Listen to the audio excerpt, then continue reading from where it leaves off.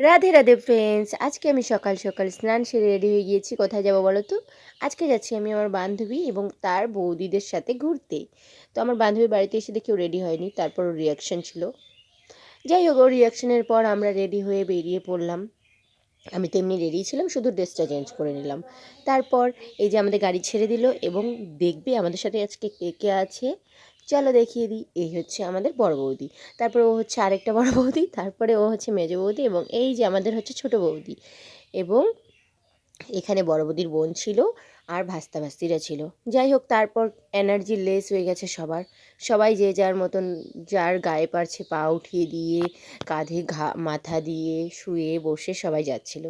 তারপর আমরা আস্তে আস্তে আমাদের গন্তব্যস্থলে পৌঁছে যাই এবং আমাদের আজকের গন্তব্যস্থল ছিল শিবকেশ্বরী মন্দির।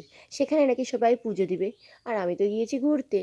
তো এখানে সবাই ডালি কিনে নিচ্ছিল পুজোর জন্য, যা যা প্রয়োজনীয় জিনিস সব কিছু কিনে নিচ্ছিল এবং আমি আর আমার বাস্তি টুক টুক টুক টুক টুক টুক করে ভেতরে যাচ্ছিলাম। আর এখানে দেখছিলাম প্রচুর বানর ছিল, যারা অনেকের প্রসাদ কেড়ে নিয়ে খেয়ে নিচ্ছিল ওখানে বসে বসে পুজো দেওয়ার আগে। তারপর আমার বৌদি পুজো দিয়ে এসে এখানে বানরদেরকে প্রসাদ দিচ্ছিল।